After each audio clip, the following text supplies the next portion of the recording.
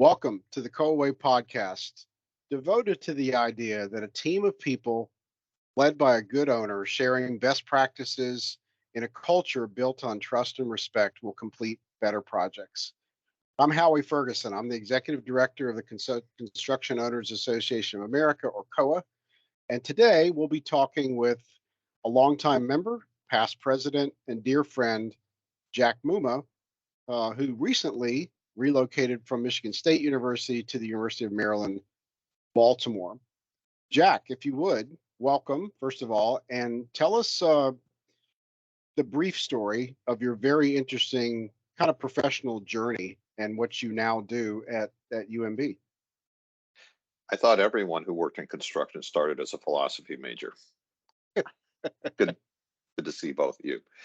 Um, I am good to see you, Howie and Lucy. Yeah, I'm Jack Mumma. I am executive director here at University of Maryland, Baltimore for construction and facility strategic acquisitions. Before that, I worked for 27 years in a similar role at Michigan State University. Prior to that, I worked for the federal government for about 10 years. The bulk of that in procurement of one form or another, including buying a lot of research. Along the way, I also collected a law degree, a lean CM designation from AGC, and a few other things that I believe the record sealed on. And just on a personal note, how's the transition for you and Gene been to Baltimore? We're really enjoying Baltimore. It's been very interesting. I didn't really. I have a lot of friends who are in the Baltimore area or were in the Baltimore area, but I'd never spent any time here. It's a city with a lot of character. It's also a city with a lot of challenges, and I underestimated both when I got here. Yeah. But there's a lot of reason for hope both ways. It's also interesting. Some things in higher ed are the same everywhere. Some things are less are the same, but more so or less so. I was I was at a state university in Michigan. We had a lot more autonomy there. We were also on our own for a lot of what we had to do. In Maryland, it's a much more regulated system. It's actually a system. It's not just a standalone university. There are a lot more regulations involved, including things like construction contracts over $1 million have to go to something called the Board of Public Works, which has 3 members, including the governor of the state. It's a very different approach. Wow. Yeah. Now, in Okay. fairness, they meet 20 times a year. So it's if anybody who's dealt with university governing boards where they meet 6 or 8 times a year and you schedule around that, we have a lot more flexibility here. But we also do have the Board of Regents of the University System of Maryland that needs to approve projects at time and whatnot. So there's just a lot of it's a different ethic, a different impact. And I don't mean ethic like morals. I mean a different mindset. These are the things that are important to us and whatnot. Right. So, Well, along those lines, Jack, I'm thinking about folks listening of any age, and even perhaps even outside our industry. And I'm thinking about change and how difficult that is for humans. I went through it 5 years ago when I went from being an owner and a COA volunteer member to being part of the staff, and thought, no big deal. I came from the end. Well, it was a huge deal, and change is difficult. Can you talk a little bit, just from off the cuff, about your approach to the fairly massive amount of change, both maybe personally and professionally, thinking while you're answering about other folks who may be scared of change of any kind in their life, because we all love comfort zones? First, there's a book I want to recommend that I'll find the name of it and I'll share it later on. It's like Hinge Points or Pivot Points, something like that. It's a great 200-page, one of those airport books where you buy it while you're waiting to board the plane, and by the time you get off the plane, you've pretty much read it. Nice. And I'll find it and I'll share it so you can put it in the notes. because at a personal level, there were some really interesting things. I was pretty well known at MSU, and in the community, I was on the board of the AGC of Michigan, for example, as an owner. So it weren't too many people I wasn't picking up the phone to talk to who didn't already know who I was, or they weren't calling me to start with. Mhm. Um, my bona fides were well established. I knew where I was. At the same time, I'd been there a long time, and I'd sort of run my race. I didn't know it at that point, but other people did around me. Mhm. Mhm. Um, Last night I was leaving the ball game here and walking by the Bromo Tower, and remembered when I looked at that in January when I was out here for an interview, wondering what in the world am I doing? Um, 9 months later, my boss is probably still wondering what in the world I'm doing every day, but that's a whole other piece. There's a lot of mystery, a lot of surprise to it. Um, but it's been tremendous, especially having just some great family support on this. My wife said it's time to go, and she was right. And then she came with me, thankfully. The it probably best summarized by my youngest daughter Lucy, who said my dad's taken a job in Baltimore. He doesn't know it yet, but everyone else does. So it was really interesting to go through that and see what was coming next. Um, the In terms of the switch here, it's it's been an interesting balance. I'm trying hard not to do too much of the, well, at Michigan State we did this Right. or that. Right. I even joked for a while about putting a Sparty jar on the table, like a swear jar. If I said it too much, I had to put a quarter in there or whatnot. Right. I've also had colleagues though say, no, don't do that. You're here for a reason, and you're coming with expertise, and be willing to share that. So it's been an interesting balance. And it's also been really interesting meeting people as people, and where the skills are, where we have things to work on. Uh, there's certainly moments where I meet someone and I say, oh, you are so similar to so and so, who might also still be listening to this. So I'm not going to mention either name, but that may be similar in, like, okay, I know what you need, or I think I know what you need, but you're not the same person, or the problems aren't quite what I thought they are, and the Mhm. opportunities aren't, but they're there. So Jean, actually, this came from her dad, keep the story very short, who said, it's time to be willing to jump out of the airplane, go take a risk. And so she told me right around the first of the year last year, she said, I think Dad's telling us it's time to jump out of the airplane. And I would strongly encourage folks to take a good hard look at that. It's been Don't fun. be don't be afraid. It's yeah, that's fantastic, Jack. Good Well, stuff. it's not, don't be afraid. You're going to be afraid. Of course you're afraid. It's, but don't let that consume you, if that makes sense. Even better. Yeah. Yeah. Yeah. Embrace the danger or something. Yeah. Yeah. And bet on yourself. That was actually, and the, actually the recruiter for this was Mike Ellicott, a longtime friend of Ooh. COAA. Hmm. Um, and do you have FOC buttons yet? Or No, okay, no, we don't. but Mike and I were talking about it a couple times, and some of the different things going on. And at some point, I said, "Yeah, I knew I knew I was going to be saying yes to this." And I said, "It's just time for me to bet on myself on this one." Yeah. Yeah. So pivoting to something else, Jack, that Hmm. relates, but you can go anywhere you want with this. It may be current state from what you've observed from the short time you've been at your new organization, or it could be looking down the road and more aspirational. But the word culture is coming up a lot these days in a lot of contexts, mostly positive. The importance of culture on a project Hmm. team, within an organization, et cetera, even at home. I guess my question is your thoughts on the importance of culture on any of those, a project team internally, and maybe what the current culture is at UMB, and maybe where you guys aspire to get to in terms of culture. Yeah. Culture matters. and it's all the little decisions that you make, you know, Hmm.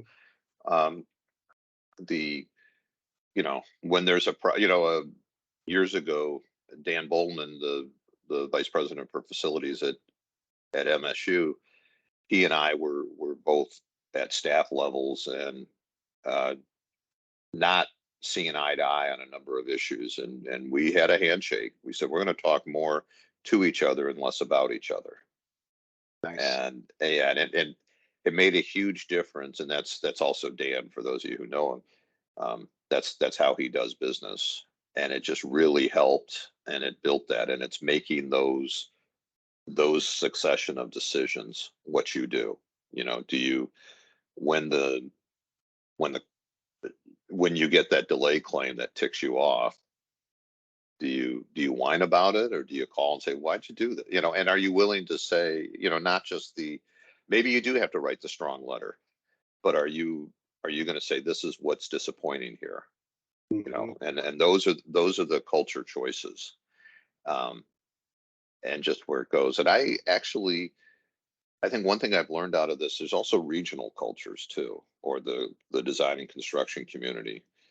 Um, it feels, I would say, the Maryland, uh, we'll say the I-95 uh, culture. We're 50 miles from DC, 70 miles from Philly, is a little more two-fisted than I was used to.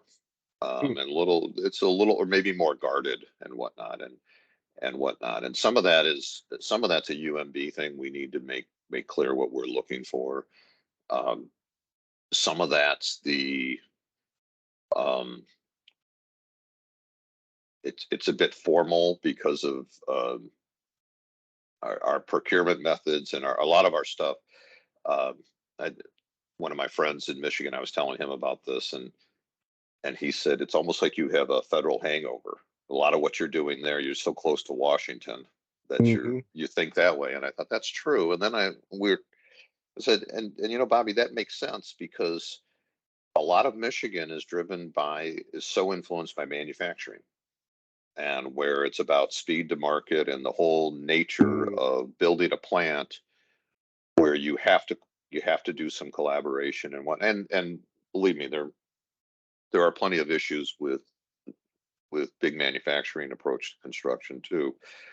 But I had a whole slew of partners there, designers and constructors, who were used to figuring out how to make this work, and doing it together in a way that I think that still needs some work here, to be quite Hmm. frank.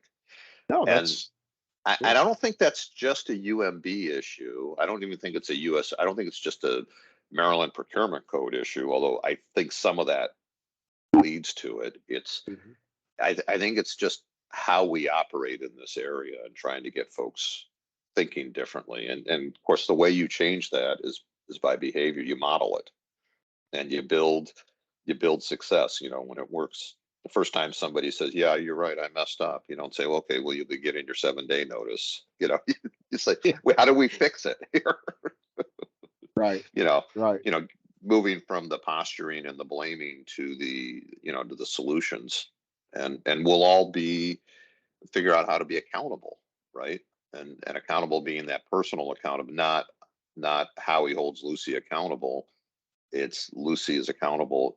What if you did something and it impacts others, you're going to deal with it, and how to work with that.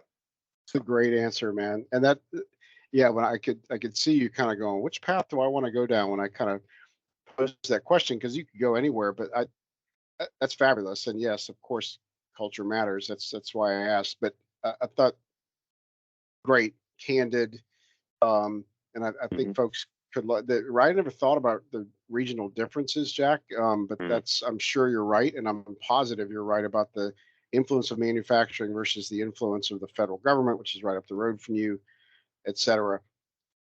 Kind of related, kind of not. And again, thinking about what others of any age or gender or Hmm. experience level can learn from a discussion like this. When it comes to tension, may not be the right word, but when things aren't going swimmingly on a project, internally with a colleague or with a whole department, and there's tension. Everyone handles that differently. Some well, some not well. I've told prior guests on this when we got into this topic that my go-to, and it sometimes backfires, is humor. That's kind of my tension diffuser, Yeah. and it doesn't work sometimes. I'm just curious, and I know you well enough to know that that may be part of. But what is Jack Mumma's approach to it? It may depend on the circumstances and the person, of course, but how do you handle tension or things like that where there's conflict, to get to the looking forward and positive win-win solutions? So first, I'd say the really weird esoteric answer is tension is healthy, can be very healthy. So Hmm. be a music nerd here. There's something called a suspended chord where you play the fourth instead of the third, and then it resolves. And if you heard it, you'd say, "Oh yeah, that thing." Um, and let's respect that and let that challenge come through. How do you balance the budget, the time, the scope? How do we get all this? And sometimes that um, you know pressure makes diamonds. There's some of that, but you really do not that it makes us all tougher and whatnot, but I mean it's like, oh, you know what? There's a different solution here. That's what we really need. Hmm. So that's it. I think at a personal level, I would I I describe myself quite often as I'm a lawyer who hates conflict. And here's the odd piece about that is I've discovered I'm pretty good at least grading on the higher public sector higher ed curve, that I'm more willing to say the unpleasant thing, or at least describe the unpleasant thing than most. And part of it is because I'm so worried about it. It's, A, I got to get it out. I got to name it so we all understand it. Because I'm still worried that you're mad at me. And Right. B, because I'm worried that you're mad at me, I I try to be very delicate and respectful in how I do it. And I have some, you go deeper into my past. I have some training and some understanding of how to talk to folks that I think is pretty good at getting that done. And again, um, I'm a decent, for a number of reasons, I'm a pretty decent listener. So I try to, and I can be empathetic. Um, I can also be a royal, can I say jackass? Yes, you can. A Yeah. jackass. So being mind, and I've actually learned that lesson the hard way with the going for the funny line rather than the helpful line. So Yep. yeah. Actually we've said it to each other, Howie, over the Yes, we years. have. Yeah. Yeah. So we know where it is and how to do that. So I think that's probably a pretty good over answer, and Lucy's got plenty to edit from that. No, no editing Okay. needed. No, that's from the Okay. heart, which is what Yeah. what we want. That's right. Yeah. Exactly. Last thing, Jack, this has flown by as usual. I guess just other thoughts you have, not necessarily anything we've talked about, although you're welcome if you want to kind of revisit change and transition, et cetera. Again, just thinking about folks who may be following in your footsteps, maybe not literally, career choices and locations, but just things that you reflect on in a long and productive and fabulous, impactful career. Maybe things you would have told your younger self if only you could have.